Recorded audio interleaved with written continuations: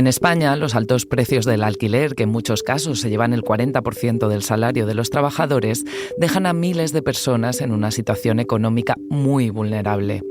Una presión que impide además que muchas familias puedan afrontar otros gastos esenciales o imprevistos, lo que incrementa el riesgo de desahucio y, en casos extremos, la pérdida total de un hogar. Una realidad compleja, la del sinhogarismo, que tiene muchas caras y que, sin embargo, está llena de estereotipos. Soy Marta Curiel. Hoy en El País, sinhogarismo, el extremo de la crisis de la vivienda.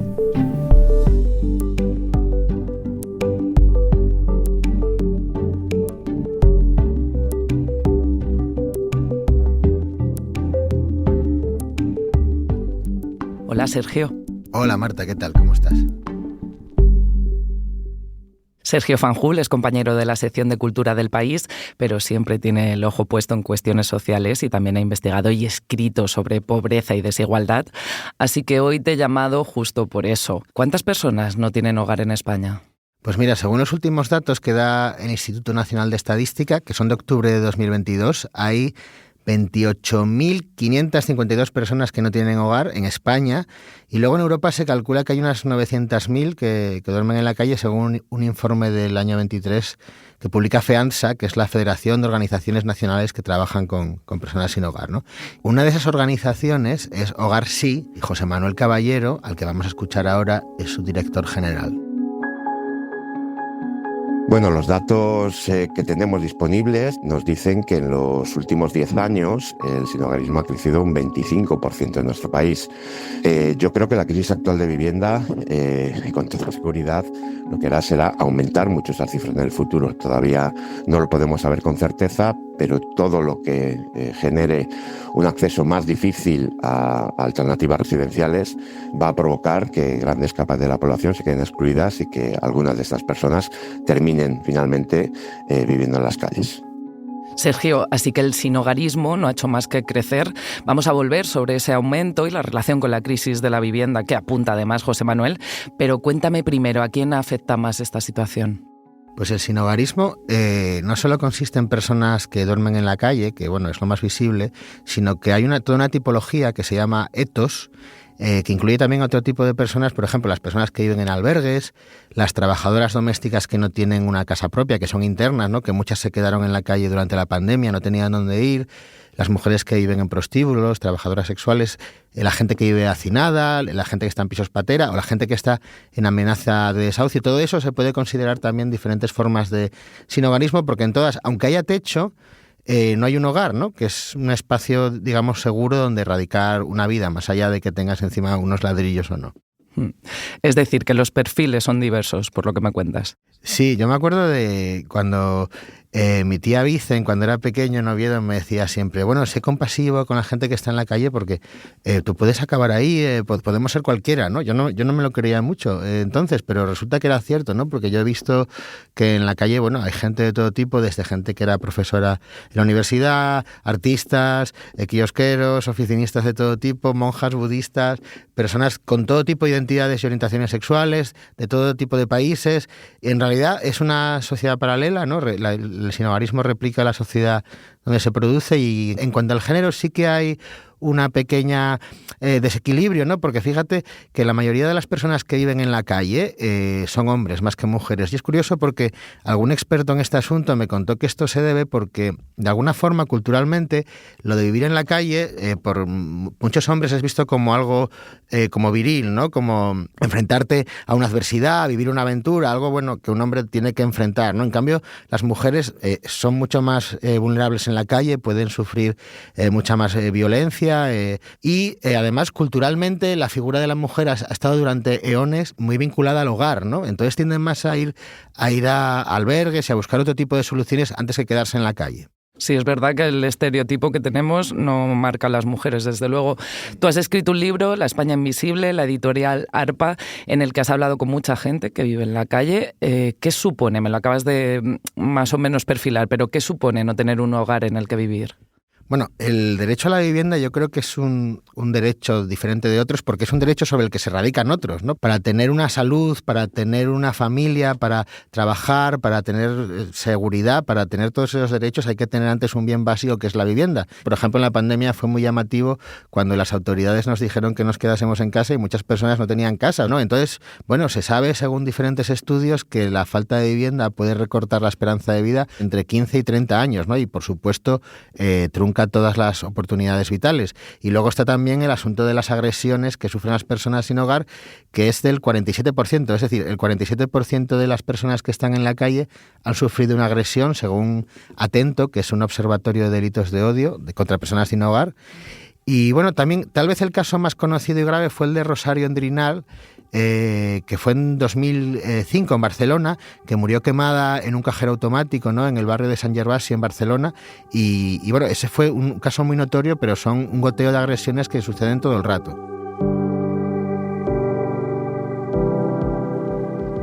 ¿Qué refugios hay para quien no tiene casa?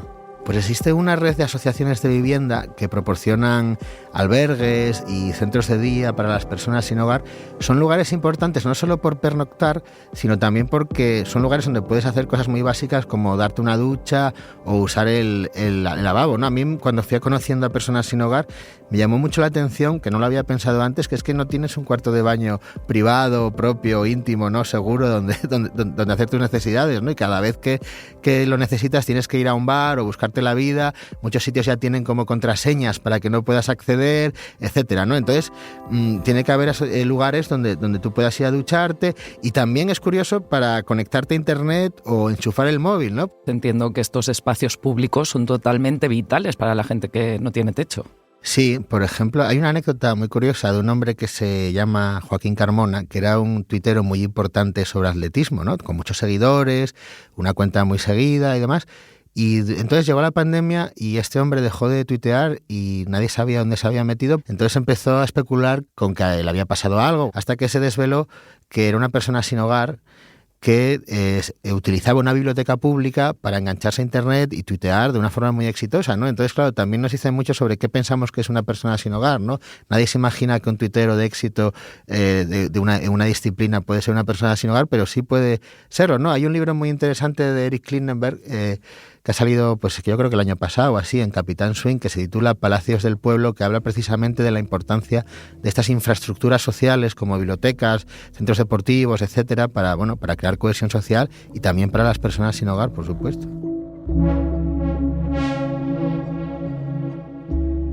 Entonces la pobreza tiene muchas caras y en cambio tenemos muchos estereotipos claros y al final entiendo que hay prejuicios.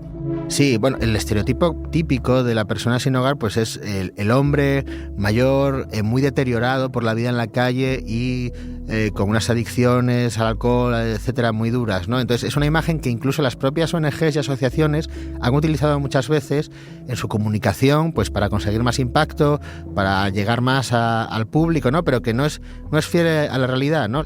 Y luego también me di cuenta, investigando este asunto, que además del sinhogarismo hay una pobreza que es la más invisible de todas, que es la pobreza de la gente que sí tiene hogar, ¿no? Entonces es gente que puede, digamos, disimular su situación, pero que no llega a fin de mes, que no puede poner la calefacción, que no se alimenta correctamente, que tiene que utilizar servicios asistenciales de comedores, de reparto de ropa, por supuesto no puede ir de vacaciones, no puede afrontar gastos imprevistos. Yo conocí una familia que, por ejemplo, su hijo se había quedado en silla de ruedas por una circunstancia y no podía hacer una reforma en casa para que entrara la silla por las puertas, ¿no? Porque era una obra, de albañilería, potente, ¿no?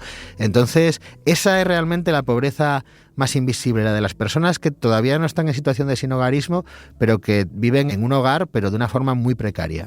Sí, precisamente en este podcast hemos hablado mucho sobre el no poder hacer frente a esos imprevistos y cómo al final, ¿no, Sergio? Los trabajadores incluso están más cerca de la pobreza de lo que pensamos. Hay estigma. Sí, hay estigma y hay esta palabra, la famosa palabra aporofobia, ¿no? Que fue acuñada por la filósofa de la Cortina y que ha hecho fortuna porque yo creo que se ha instalado muy bien. Esto se ve, por ejemplo, también en lo que se llama la arquitectura hostil, ¿no? Que es esa forma que existe en las ciudades para deshacerse de las personas sin hogar y, en fin, de la vida callejera en general, ¿no? Que consiste en poner pinchos en los alféizares, a veces parecen estatuas, pero en realidad son unas bolas para que no te pongas donde no tienes que estar. En las paradas del autobús, ¿no? Los bancos que tienen un apoyabrazos en el medio para que nadie se tumba, o los bancos individuales para que la gente esté sentada sola y para que la gente no se tumbe, pero también para que los chavales no hagan botellón. En fin, es una especie de persecución de la vida urbana. En este sentido, hay una anécdota muy graciosa que me contó la arquitecta Izaskun Chinchilla, que ha trabajado sobre el concepto de la ciudad de los cuidados, ¿no? De las ciudades para cuidar y no solo para producir, que me decía que un día estaba sentada esperando un tren en la estación de Atocha y cerró los ojos para descansar un poquito, ¿no? Porque le quedaba un rato. Y al cabo de unos momentos sintió unos golpecitos en la rodilla y era un guardia de seguridad que amablemente le llamaba la atención, ¿no? Y le dijo, ¿qué pasa? ¿No? Y dijo el guardia, perdón, es que aquí no se puede dormir. Y ella le dijo, bueno, es que no estoy durmiendo. Y dice, bueno, da igual, usted no puede dormir aquí. Y dijo, ya de acuerdo, pues no duermo. Entonces el guardia se fue y dijo, bueno, pues voy a meditar. Y entonces cerró los ojos y se puso a meditar y volvió el guardia, le dio otra vez unos golpes y le dijo, oiga, es que no se puede dormir. Y le dijo ella, no, es que no estoy durmiendo, estoy meditando. Y dijo él, pero ¿yo cómo voy a saber lo que estoy haciendo si está meditando o está durmiendo? ¿No? Entonces es una muestra del absurdo de cómo usamos la ciudad y de cómo las estaciones y los espacios públicos dejan de ser un lugar donde habitar humanamente y se convierten en un lugar solo para el tránsito y la productividad. Bueno, el principal estereotipo y prejuicio que existe en el ámbito del sinhogarismo es pensar que esto es un problema individual que depende de las malas decisiones que toman personas individuales.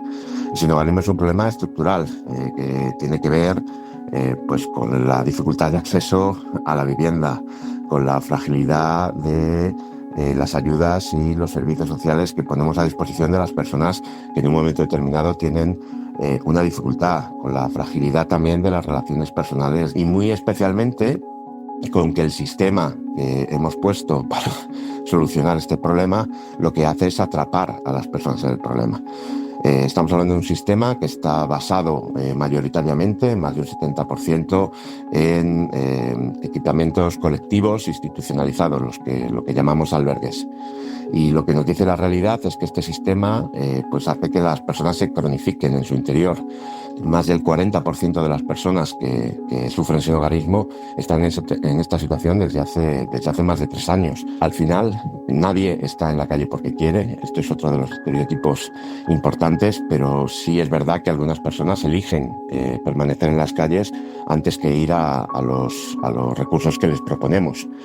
Recursos con multitud de normas en los que no se puede tener pareja, en los que no se puede tener una mascota, en los que se entra a las 8 de la tarde y se sale a las 8 de la mañana y en muchos de los casos uno durante el día lo único que puede hacer es deambular hasta que llegue la noche, en los que se duerme en habitaciones múltiples de hasta 12 personas y en los que es muy muy difícil generar ningún proceso de personalización.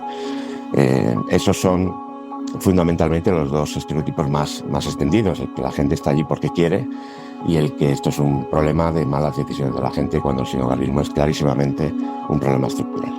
Un segundo, ahora volvemos.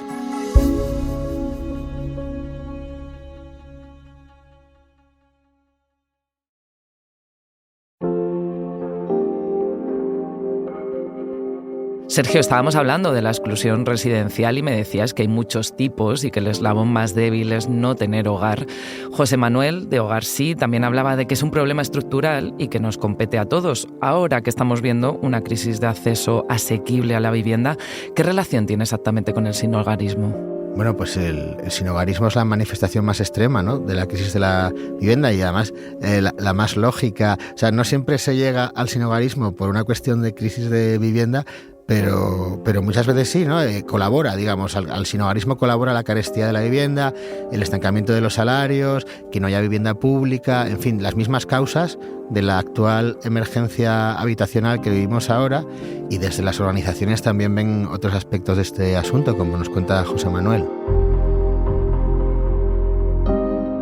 En nuestra práctica nos damos cuenta que los precios de nuestros programas han subido significativamente en el ámbito del alquiler, pues más de un 40%, lo que hace los programas más caros para las administraciones públicas y a estas más resistentes en tratar de poner en marcha este tipo de programas que basados en viviendas normalizadas en entornos comunitarios, que nosotros consideramos absolutamente fundamental para poder acabar con el sinhogarismo en nuestro país, que es la manera en la que en otros países como Finlandia o como Países Bajos están abordando con éxito el problema. Esta emergencia hace que aparezca el fenómeno del hacinamiento, que los jóvenes no se puedan emancipar, que haya chabolismo, que haya ocupación y también que la gente se quede en albergues o en la calle. Estamos viendo que en lugares como Canarias o en Mallorca y en otros sitios los trabajadores tienen que vivir en tiendas de campaña o en caravanas, ¿no? Como en aquella película Nomadland, donde los trabajadores de Amazon en Estados Unidos también tenían que vivir así, ¿no? Entonces esto se está replicando aquí. También es cierto que las personas que están en los programas de vivienda, como los de Hogar Sí, y que hacen un proceso exitoso, esta crisis de vivienda también le pone ante el hándicap de tener muchísimas dificultades para realizar una salida autónoma. Es decir, una vez que ya están preparados, incluso que tienen trabajo, muchos de ellos se ven con el hándicap de que no tienen dónde ir, porque incluso con un trabajo les resulta muy, muy difícil alquilar una vivienda o incluso una habitación en ciudades como Madrid o Barcelona, donde los precios están absolutamente disparados. Entiendo que la solución final pasa por facilitar el acceso a la vivienda y que entonces los albergues o alojamientos improvisados o transitorios de los que me hablabas antes son una especie de tirita. Sí, predomina, digamos, un modelo que se llama asistencialista, ¿no? Que es como tratar de gestionar este desastre, ¿no? Como de forma de emergencia, pero sin solucionarlo de una vez, ¿no? Es eso, como ir poniendo parches y poniendo tiritas. Y mucha gente se queda atrapada, ¿no? En ese sistema, dando vueltas pues como un hámster durante años y años, ¿no? Y no se llega a ninguna solución. Entonces luego hay otros proyectos que se están demostrando eficaces en algunos países, como Finlandia, Países Bajos, que están enfocados en otorgar una vivienda a las personas sin hogar, ¿no? Un proyecto de este tipo se llama Housing First, que es como casa primero, alojamiento primero, y es una idea que tuvo un hombre llamado Sam Semberis en Nueva York en los años 90 y que consiste en, lo primero de todo, como dice el nombre, dar una vivienda a las personas sin hogar, sobre todo a las más deterioradas, pero sin la necesidad de pasar por una escalera que hay en las administraciones, que tienes que demostrar un montón de méritos, que tienes que hacer, digamos que una especie de odisea, ¿no? Para llegar a obtener una casa, ¿no? Aquí lo que se hace es dar lo primero la casa y, por supuesto, acompañar a la persona. Entonces, bueno, esto se pone en marcha en España con organismos como la citada Hogar Sí, como la Asociación Realidades, y según la consultora EY, se encontró que para poner remedio en España, mediante estos métodos, se necesitaría una inversión inicial de 1.200 millones de euros y un desembolso anual de entre 150 y 175 pues en políticas de acompañamiento asistencial. Entonces, Sergio, la receta no es sencilla, pero pasa por facilitar el acceso a la vivienda, por concebir ciudades más amables, por aumentar las prestaciones, vamos, por cambiar lo que se está haciendo. Sí, digamos que la solución a la pobreza pues es multifactorial, entonces yo creo que teniendo una mejor sociedad más próspera y más justa, pues se acaba así, ¿no? Hay una metáfora muy interesante que me contó el profesor Pedro Cabrera, que es una de las personas que más saben de sinhogarismo en España, que me habló de una bañera, ¿no? Imagínate una bañera donde el grifo está abierto y se va llenando de agua. Pues bien, ese agua que está en la bañera es el sinhogarismo. Entonces, una solución puede ser quitar el tapón del sumidero y que el agua salga, ¿no? Acabar con el sinhogarismo existente. Pero me decía Pedro Cabrera que quizás sea más inteligente cerrar el grifo, ¿no? No permitir que la bañera se llene. Es decir, no permitir que la gente llegue a estas situaciones y no tener luego que solucionarlas. Gracias, Sergio. Gracias a ti.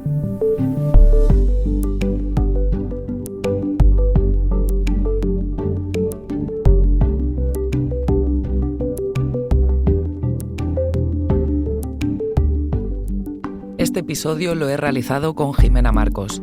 El diseño de sonido es de Nicolás Chabertidis y la dirección de Silvia Cruz La Peña. Yo soy Marta Curiel y esto ha sido Hoy en el País. Gracias por escuchar.